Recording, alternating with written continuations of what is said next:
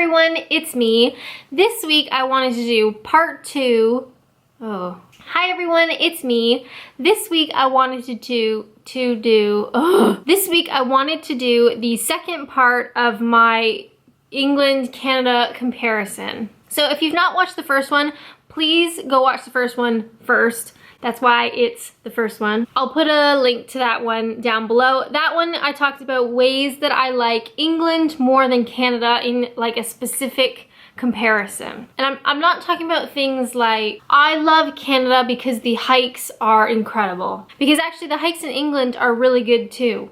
You know what I mean? So I wanted to do things that Canada does really well that England either doesn't do or doesn't do that great. I did a ton of disclaimers in my first video, so I really don't want to go through all of those again because that was a mouthful. A short version of the disclaimers. I don't want this to become some sort of negative defensive competition. I'm not here to offend anybody. It's just some of my observations. It's my own preferences between Canada and England, and I kind of feel like if you combined all the stuff I like about either country to make like a super country. So I'm really not interested in people who are gonna be defensive or rude or mean or condescending or negative or critical or just please don't. So without further ado, let's go. For those who don't know me, I'm a Canadian living in the southeast of England for the last 2 years, so I'm only really talking about the southeast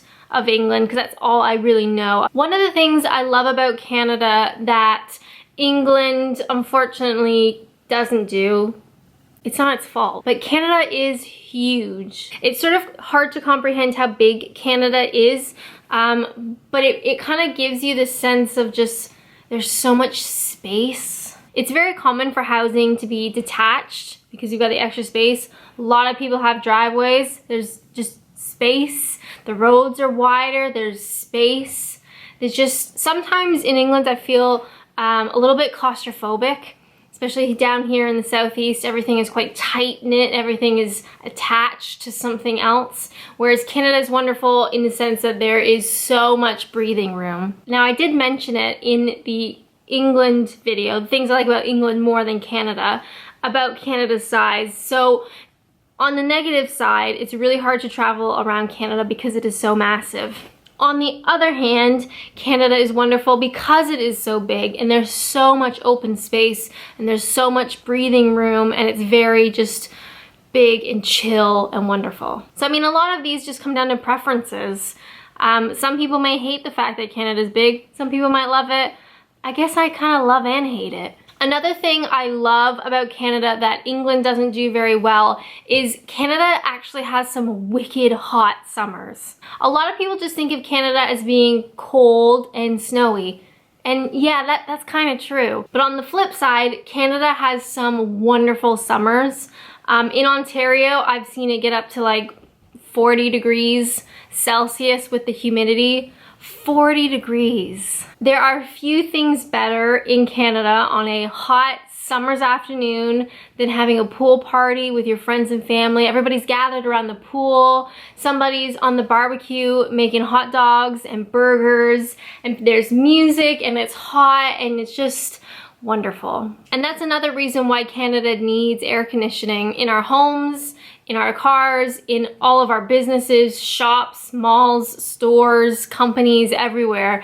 Because in the summer, it could get up to 40 degrees Celsius. And if you don't have consistent air conditioning, that sucks. In addition to the hot summers, Ontario, at least, has basically like full sun year round, which I find I really miss in England. So even in the dead of winter, it's so cold. The snow is so unrealistically high. The sun is still shining. It's bright. You need sunglasses, and you'll probably get a sunburn. So yeah, I think Canada really does the hot weather much better than England. Again, not your fault, but it's just something that I really prefer in Canada is the hot summer.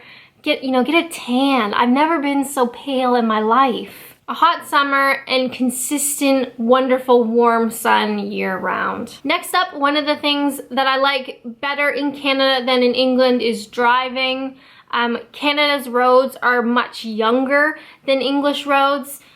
English roads, you'll find they're very rarely like parallel or perpendicular. They're kind of like wiggly all over the place, just because they're old. I mean, the country, I don't think ever intended to have A, this many people, B, this kind of technology, and C, the roads just kind of have to make do. So what you'll find in England, a lot of roads are narrow, a lot of roads are supposed to be 2 ways, but you can only fit 1 car at a time, so you have to take turns. Roads are squiggly and kind of all over the place, and like, they can be fun to drive, but sometimes when you're like, you just want to get somewhere, you just want to get there. Whereas I find in Canada, the roads are more new, so they're laid out a bit better, they're wider, they're straight and parallel and perpendicular, and it just kind of makes sense in your mind, kind of visualizing where you're going.